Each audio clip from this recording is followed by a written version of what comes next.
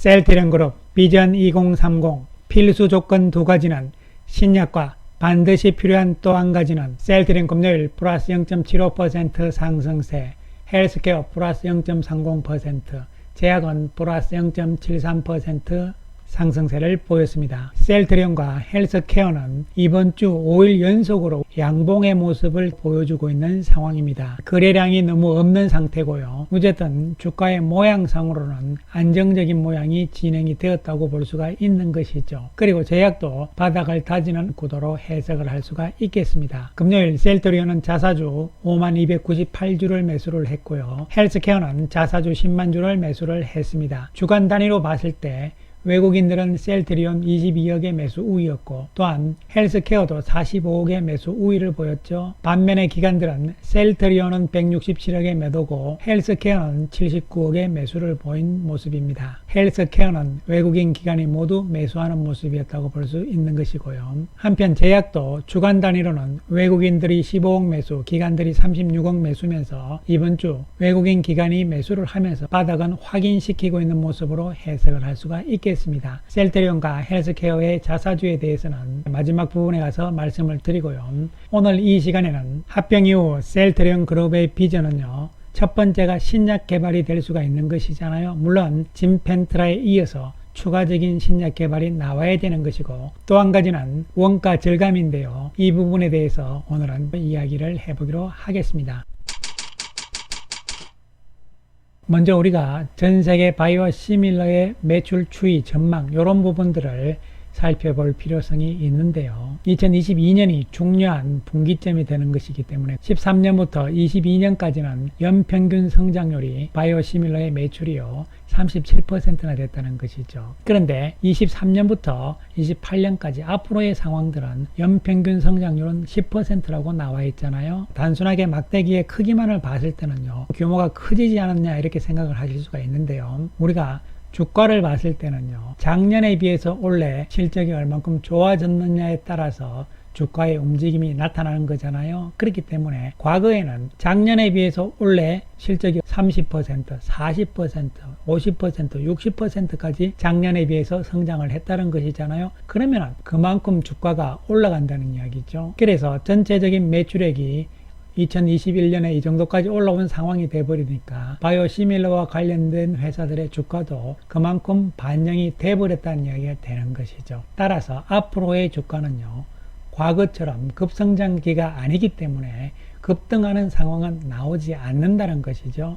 셀트리온도 마찬가지입니다. 레키로나주 때문에 이상현상이 나타났을 뿐이다고 볼 수가 있는 것이죠. 그러나 그 부분이 사라지고 났기 때문에 이제 정상적인 바이오 시밀러 쪽으로만 봤을 때는요, 23년부터 28년까지는 연평균 성장률이 10%잖아요. 그만큼 주가의 움직임이 과거 평균 30% 이상씩 성장할 때보다 주가가 크게 올라갈 수는 없는 것이잖아요. 그래서 전체 규모가 커졌지만 작년에 비해서 약 10% 정도의 성장에 불과한 것이잖아요. 단 24년에는 휴미라가 있기 때문에 15%에서 20% 정도로 나오고 있지만 25년에 되면 또 성장률이 10%가 되는 것이고요. 그리고 27년, 28년에 되면 성장률이 5% 정도밖에 되지 않는다고 전망들이 나오고 있는 바이오 시밀러 쪽이 되는 것이죠. 그렇기 때문에 셀트리온 입장에서는 이번 합병을 통해서 바이오 시밀러와 더불어서 신약으로 갈 수밖에 없는 것이죠. 그렇기 때문에 셀트리온의 앞으로의 비전은 첫 번째가 바로 신약이 될 수밖에 없는 것이고요.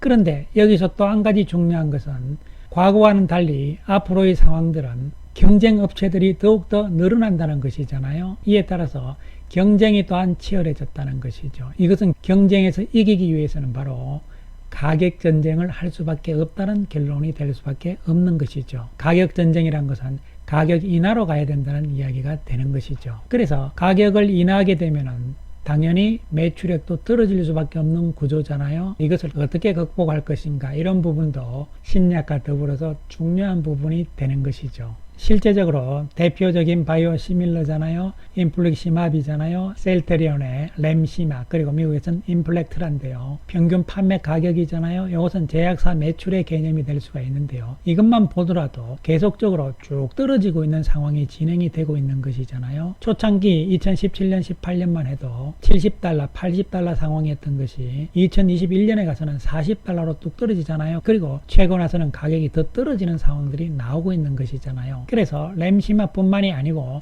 트룩시마도 마찬가지입니다. 추세적으로 계속 ASP 가격이 떨어지고 있는 상황이고 허주마도 같은 모습이잖아요. 그래서 바이오 시밀러 제품들은 가격이 계속 시간이 지나면서 계속 떨어지는 상황들이 나오는 것이죠. 그리고 새로운 바이오 시밀러인 휴미라, 그리고 또한 베그젤마, 우스텔마 이런 부분들도 경쟁이 계속 치열하게 나오기 때문에 가격 전쟁이 일어나고 있는 상황이 되는 것이잖아요. 여기에다가 미국이 적극적으로 바이오 시밀러를 도입을 하면서 약가 인하 정책으로 가기 때문에 시밀러 제품들의 가격도 낮아질 수밖에 없는 구조가 앞으로의 상황이라는 것이죠. 그렇다면 셀트리온 입장에서는 신약 개발을 하면서, 그리고 기존의 바이오 시밀러 쪽도 경쟁에서 이기기 위해서는 원가 절감을 해야 될 수밖에 없는 상황이 되는 것이죠. 그래서 셀트리온은 완제의약품 공장 증설 계획을 발표를 한 것입니다. 신규 매출 수요에 따라서 선제적인 대응의 개념이다. CMO 생산에 비해서 약 30%의 원가 절감 효과를 기대한다. 이 부분이죠. 바로 원가 절감 효과가 핵심이 될 수가 있는 것이죠.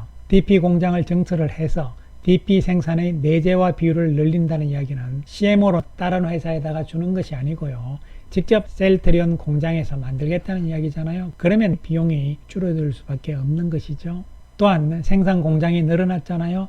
지금 현재는 어떻게 되냐면은 생산 품목이 바뀔 때마다 생산 설비를 또 바꿔야 돼요. 이러면서 효율성이 떨어진단 말이죠. 이 부분도 정설하게 되면 좋아지는 것이죠. 그래서 완제품 공장을 26년 연말까지 완공을 하고 27년부터 본격적인 상업 생산 체제에 돌입할 예정이라고 이야기를 한 것이죠. 생산 원가 절감이죠. 이것을 실현을 하고 그 다음에 앞으로 계속 후속 제품들이 나올 거잖아요. 이 후속 제품들도 직접 생산하고 만들기 위해서 인프라를 구축하는 작업이다, 이렇게 볼 수가 있는 것이죠. 이번에 발표된 이 내용은 중요한데요. 원가 절감을 위해서는 필수적이라고 볼 수가 있는 것이죠.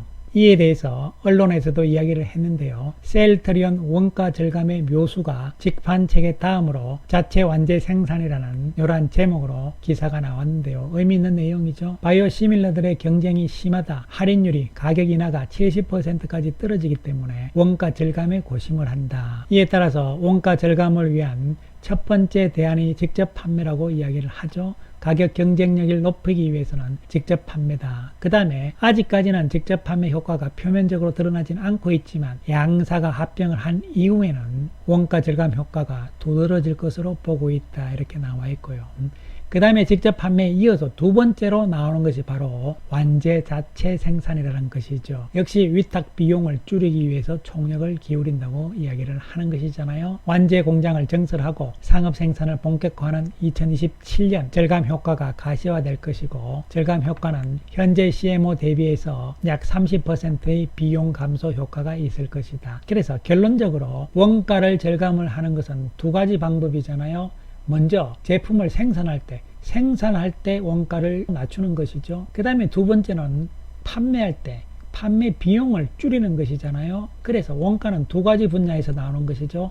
생산과 판매, 이 두 부분에서 원가가 나오는데 최대한으로 절감시키겠다. 이것이 결론적으로는 셀트리온 그룹이 앞으로 바이오 시밀러 쪽에서 중요한 부분이 되는 것이죠. 이에 따라서 지난번에 합병 IR에서도 분명히 이야기를 한 상황이죠. 두 번째 내용에 보시면요. 개발, 생산, 판매 일원화라고 이야기를 했습니다. 제품과 원가 경쟁력 확보, 원가 경쟁력이라는 이야기를 여기서도 나오는 것이잖아요. 그래서 이 IR 내용에서도 원가 절감과 관련한 여러 가지 이야기들이 있는데요. 합병 기대 효과에서도 두 번째 보시면요. 원가 경쟁력 기반의 공격적 판매 활동이라는 이야기가 나왔잖아요. 그 다음에 또 보시면요.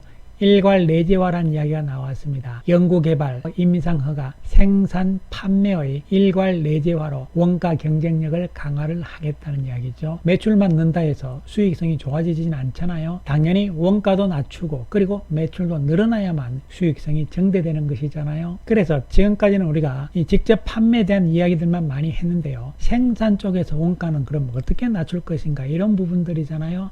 생산은 두 가지 측면으로 봐야 되죠. 첫 번째로 DS는 뭐냐면 원료의약품입니다. 그리고 두 번째로 DP는 완제의약품이 되는 것이잖아요. 생산을 하는 쪽에서 두 가지 분야인데요. 원료의약품은 뭐냐면요, 처음에 세포주를 개발을 하잖아요. 그 다음에 이 세포주를 배양을 합니다. 그리고 이것을 정제를 해서 만들어내면 그게 원료의약품이 되는 것이죠. 이 원료의약품을 가지고 이제 제품화 시켜야 되잖아요. 충전을 시키고 집어넣는 것이고요. 그리고 라벨링을 하고 포장을 해서 완제의약품을 만드는 것이죠. 그런데 이 과정들이 하나하나 다 만만한 과정들이 아닙니다, 여러분. 그래서 배양하는 기술이라든가 정제하는 기술, 여기서도 상당한 기술력이 필요하고 이 기술력을 통해서 원가를 또한 낮출 수가 있어야 되는 것이죠. 즉 배양을 많이 하면 좋잖아요. 정제는 두 차례 걸쳐서 하고 또한 여과 과정도 거친단 말이죠. 이러한 과정에서의 또 원가 절감을 어떻게 기술력으로 낮출 수 있을 것인가, 이런 부분이고요. 그 다음에 이 원료의약품을 가지고 충전을 하는데 충전도 여러분 반도체처럼 클린룸에서 합니다. 또 제품에 따라서는 동결 건조 기법을 쓰기도 하거든요. 그리고 상표를 붙이고 또 포장으로 뚜껑을 닫고 해서 완제품을 이렇게 만들어내는 것이잖아요. 이러한 모든 과정들에서 기술력이 필요하고 또한 어떻게 하면 원가를 줄일 수 있을 것인가, 이런 부분들이 모두 다 포함이 되는 것이죠. 그렇게 해서 결론적으로 바이오 시밀러 제품들은 원가를 낮춰야 되는 것이라고 보시면 되는 것이죠. 생산 쪽에서 원가를 절감, 낮춰야 되는 것이죠. 그래서 셀트리온의 비전 2030은요, 2030년에 매출액을 12조 원까지 올리는데 매출액만 높아져서는 안 되는 것이잖아요. 그만큼 수익성, 영업이익도 따라줘야 되는 것이죠. 이 중에서 40%는 신약이고 나머지 60%가 바이오 시밀러인데 신약 쪽은 진펜트라로부터 시작을 했잖아요. 그리고 추가적으로 한 개, 두 개 정도 더 나온다는 상황이고 그 다음에 60%를 차지하는 바이오 시밀러 쪽에서는 계속적으로 원가를 낮추면서 원가 경쟁력을 높여야 된다는 것이죠. 따라서 셀트리온이 앞으로 딱 두 가지입니다, 여러분. 신약과 원가다, 이렇게 생각하시면 되는 것이죠. 신약은 지금 진행이 되고 있는 상황이고요. 원가 부분에서도 생산 쪽의 원가와 판매 쪽의 원가 두 가지 다 낮춰야 된다는 측면이죠.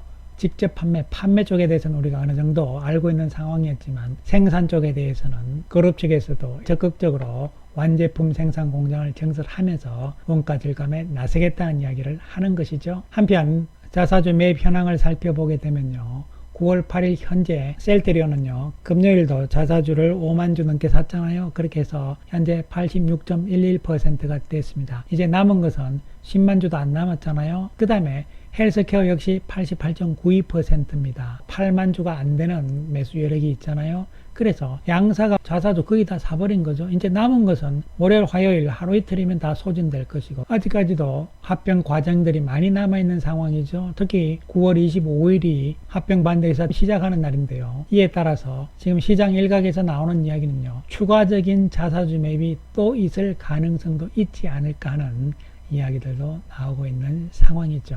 어쨌든 지금까지는 잠잠한 주가의 움직임이었고요. 하나씩 재료들이 좀 나와야 되는 상황이라고 볼 수가 있는 것이고요.